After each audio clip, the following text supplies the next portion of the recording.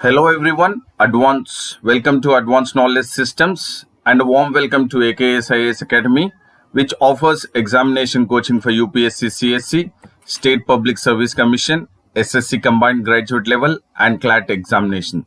And about me and Sandeep Bhushan Thumala, and I take up the analysis of Hindu newspaper, that is the daily newspaper analysis, and I would take up today's DNA, that is of 6th of April 2021. And throughout my session, I would be emphasizing on the keywords and the key phrases, wherein we will identify from the Hindu newspaper and which will be critical for UPSC in regards to the conceptual, factual and analytical questions for the prelims perspective. And while you imbibe the keywords and the key phrases for the mains examination in your answer writing, your answers would be precise and concise, and thereby you would score higher marks in the mains examination. So therefore, this session at AKS IAS Academy Daily News Analysis will certainly help you for both prelims as well as mains for the year 2021. And before we get into the DNA of the newspaper, we would be focusing at the quote of the day, and the quote of the day says that finish what you have started.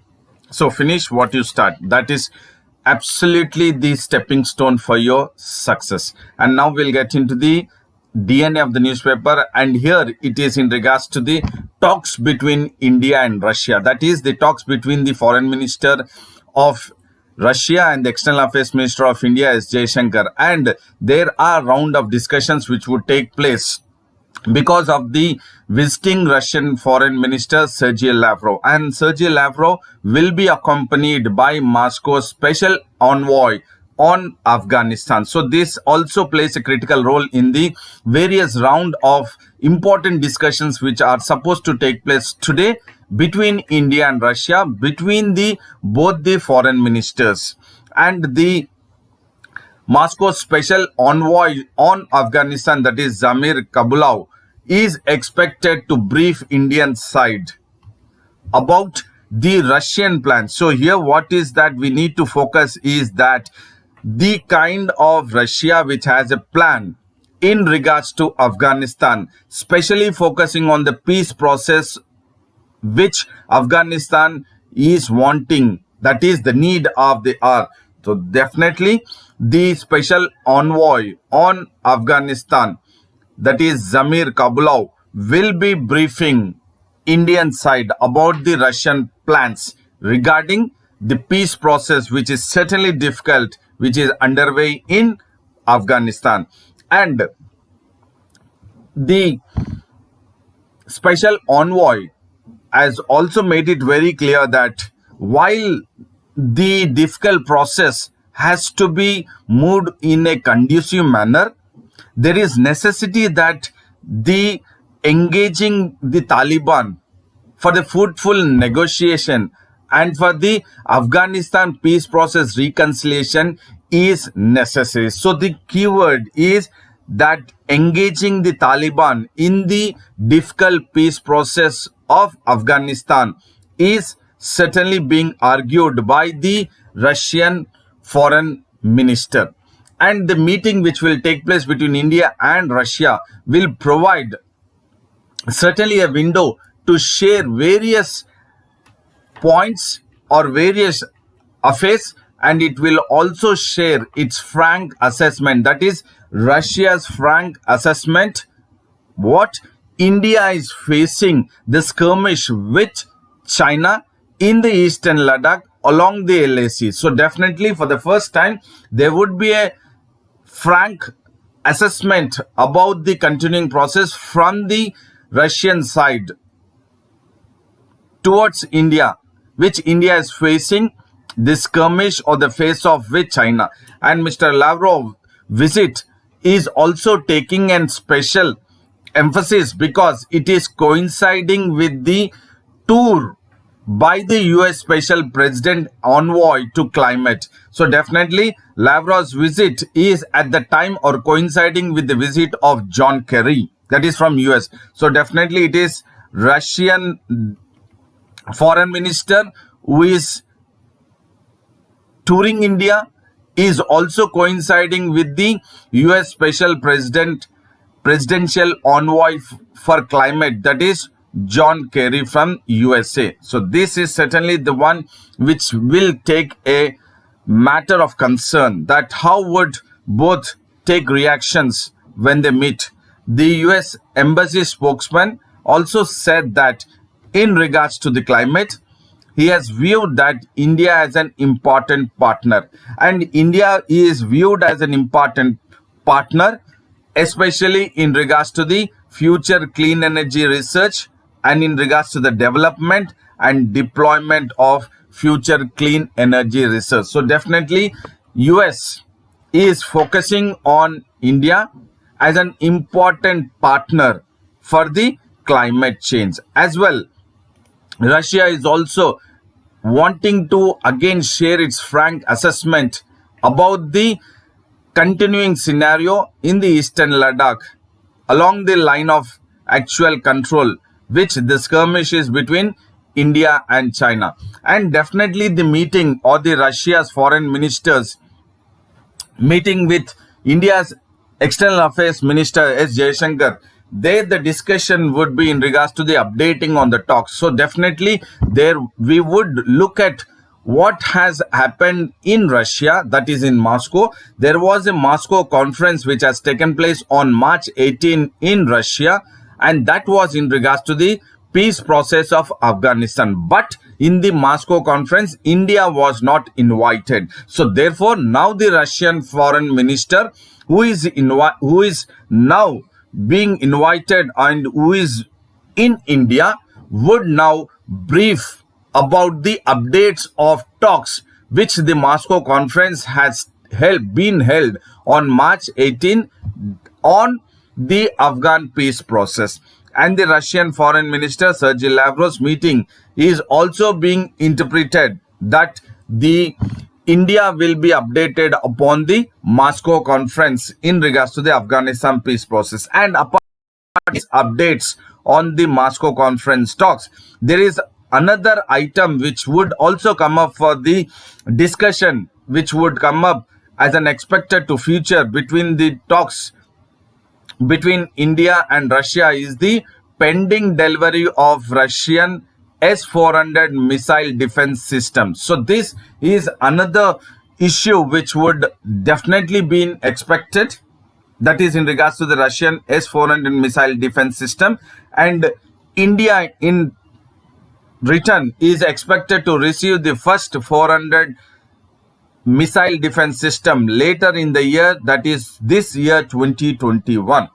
So this is a missile defense system which we would be delivering it from Russia. And if at all the entire delivery of the first 400 missile defense system is delivered to India by Russia, then there would be a possibility that India might be attracted by the US sanctions, because US has said that no country should go ahead with having a deal of the defense system or defense equipments with Russia. And if it does, then US will sanction that particular country. And now in this scenario, if India is expected to receive the first 400 missile defense system in the year 2021 or later part of the year 2021, then India might be attracted by US sanction under the CATSA Act. CATSA is Countering America's Adversaries through Sanctions Act. So this might come into action if at all India would receive the S-400 missile defense system from Russia. So these are the things which would be now popping up in the discussions between India and Russia's foreign ministers and external affairs minister. So this is part of the international relations, the relation between India and Russia, and also further in regards to the India and US in regards to climate and also defense, that is as per the CATSA Act. And there is another news which talks about now the Supreme Court is now to take up the report on the ISRO frame up. So this is the keyword or the key phrase, ISRO frame up. So we will look at what was the frame up in regards to the ISRO, that is Indian Space Research Organization, and how the Supreme Court would take up the report which has been submitted by a 3-member committee to the center, and now the center has put forth its weight behind the report which was filed or which was submitted by a 3-member committee. That 3-member committee was chaired by the former Supreme Court judge, that is Justice D.K. Jain. So Justice D.K. Jain has been as a committee which was responsible for the frame up, that is in regards to the infamous ISRO frame up. So this infamous ISRO frame up case of 1994, which it has framed up the scientist Nambi Narayan, who was the country's prominent space scientist, and this 1994 infamous ISRO frame up case has destroyed the life and the reputation of Nambi Narayan, the scientist of ISRO. So therefore, the 3-member committee has come up with a report, and the report has been handed over to the center, and now the center is putting the weight behind the report which was submitted by Justice D.K. Jain, and the center has now applied to the top court, urging the top court to accept on record the inquiry report. So the center wanted the Supreme Court to accept the inquiry report which was submitted by Justice Jain committee, and the center wanted, or it is urging the top court, that is the Supreme Court, to take suitable action on the suggestions made by the 3-member committee against the erring officials who have come up with the infamous ISRO frame-up case of 1994. So here the keyword is which year the infamous ISRO frame-up case is 1994, and it is against the scientist or the country's prominent space scientist, that is Nambi Narayan. And the committee is of 3-member and then chaired by former Supreme Court judge Justice D.K. Jain. So these are the critical information for prelims current affairs. And in turn, the scientist Nambi Narayan has filed a petition before the Supreme Court, and he has also charged the Kerala ADGP and the former senior officials for the infamous ISRO frame-up of 1994. And this infamous ISRO frame-up of the case in the year 1994, by that Nambi Narayan was arrested on November 30, 1994, while the scientist Mr. Narayan was working on cryogenic engine technology at ISRO. So this is again another key phrase, that during the arrest of Nambi Narayan on November 30, 1994, he was working on which among the following technologies? So the correct answer is cryogenic engine technology. And there was an allegation against him, and he was arrested by the police, accusing Mr. Narayan that he has passed to Pakistan the documents and drawings related to Viking or Vikas engine technologies, and also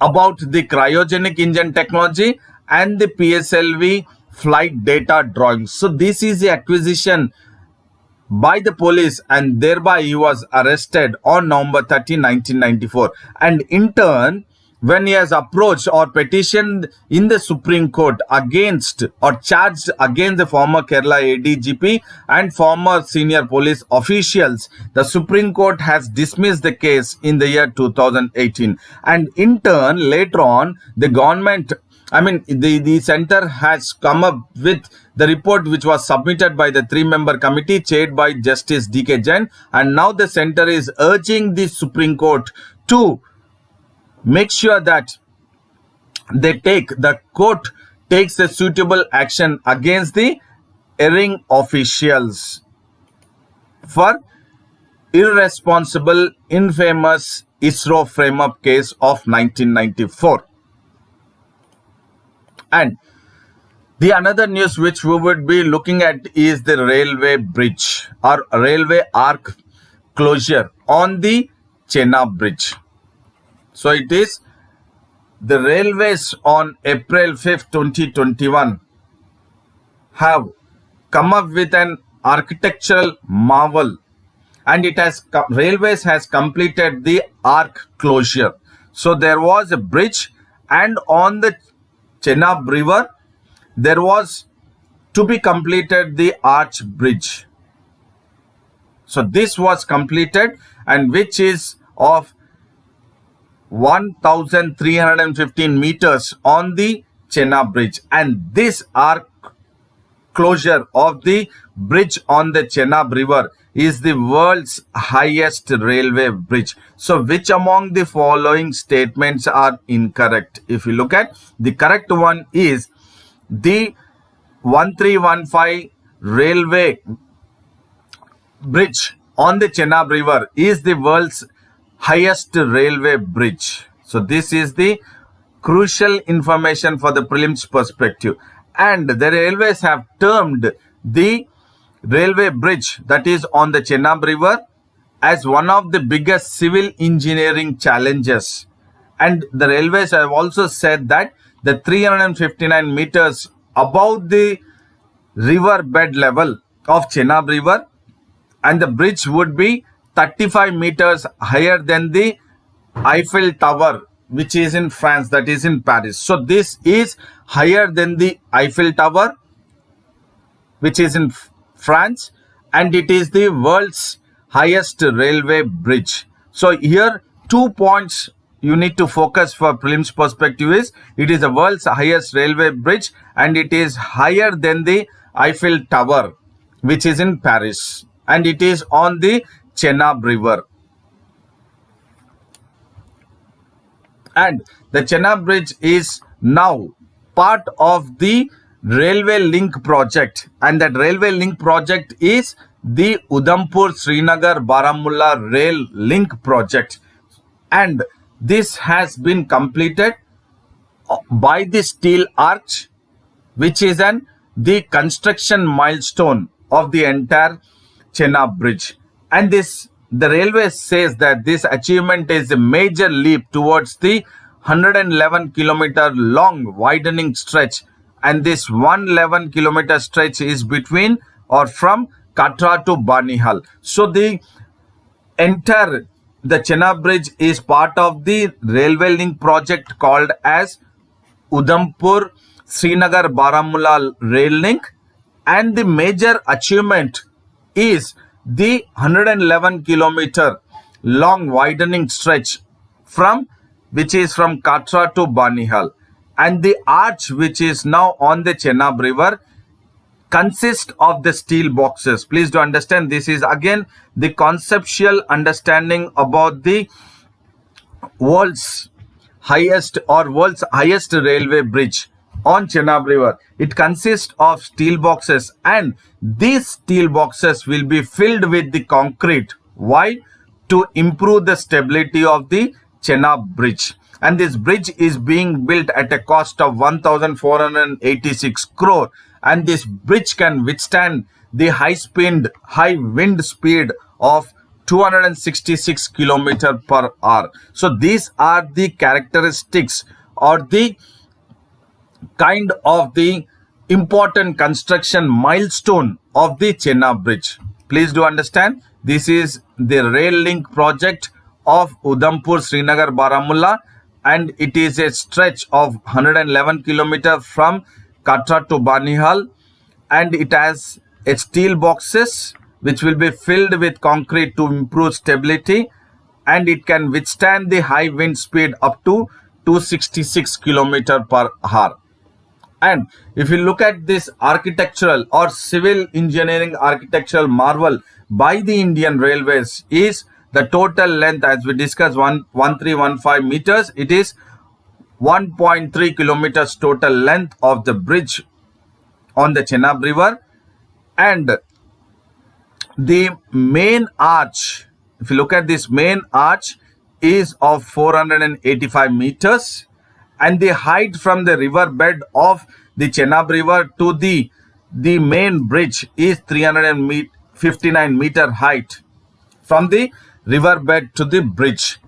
And if you look at, it is totally the entire is the kilometers is 326 kilometer between Baramulla and Jammu, and it has total 25,000 metric ton as steel fabrication. The architectural marvel speaks volumes about it, and it can withstand a wind velocity of 220 kilometers per hour, and the maximum speed of the train on the railway bridge, that is on the Chenab bridge, is 100 kilometers per hour, and the cost is 512 kilometer cost of the bridge, not the entire rail link project. Please do understand, it is the cost of the bridge is 512, but when we focus about the bridge, the entire is 1486 crore, and it is coming to close of 20,000 crore, the total cost of the project. So this is the architectural marvel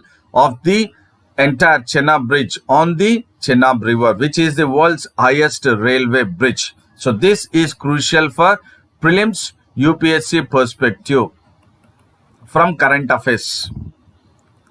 And the another news which talks about is that there is a law which has been signed by the Russian President Vladimir Putin, and this new law which has been signed will keep the Russian President Vladimir Putin in office till 2036. So definitely this is the one which will formalize the constitutional challenges which was endorsed in Russia through a voting in the year 2020, wherein by signing a law by Russian President Vladimir Putin will allow him to potentially hold on to power until 2036. And this now, as I said, it will formalize the constitutional changes which were accepted or endorsed by the voters in a voting process in the year 2020, that is on the July 1st of 2020. And this constitutional vote included that reset of previous or Putin's term limits, and now by the vote or the constitutional changes which was endorsed by the voting has now allowed him to run for president or presidential terms for more than 2 more times, so that he can hold power until 2036. And in the July 1st 2020 constitutional vote, 78% of the voters have approved the constitutional amendments that Russian President Vladimir Putin can hold office until 2036. And it was concluded on July 1st 2020, and the turnout for the voting for the constitutional amendments was 68%. So definitely this is a constitutional changes which was approved by 78% of voters, and the turnout was 68%. And following the vote on July 1st 2020, which has been concluded, the Russian lawmakers have methodically modified the national legislation which now approves the relevant laws that the Russian president can hold office until 2036. And the 68 years old president has been in power for more than 2 decades, and this reflects the longer than any other Soviet Union or Russian leaders or Kremlin leaders since Soviet dictator Joseph Stalin. That means it was the longer by any other person was only Joseph Stalin, and now it is the 68-year-old Vladimir Putin, who is the president of Russia, is now been in power for more than 2 decades. And by the constitutional amendments, now he can hold the power till 2036. And the Russian President Vladimir Putin has argued or supported the constitutional amendment that he can hold office until 2036 by arguing that the term count was necessary so that it keeps his lieutenants focused on their work rather than thinking about or making any changes or searching for the successors. So he does not want his lieutenants to search for successes, but rather he wants his lieutenant to focus on the work. That is why he says that the resetting of the term count was necessary. That means he is supporting the constitutional amendments which has been taken up on July 1st, 2020. And the constitutional amendments also emphasize that apart from the 2 terms or extending more than 2 terms, wherein the president can hold office until 2036, the other constitutional amendments were that of the primacy of Russian law over international norms, and the constitutional amendments have also banned the same-sex marriages, and it has also mentioned about a belief in God as a core value. So apart from holding office up till 2036, which is the first constitutional amendment on July 1st, apart from this, the second one is the primacy of Russian law over international norms, and the third one is banning of the same-sex marriages,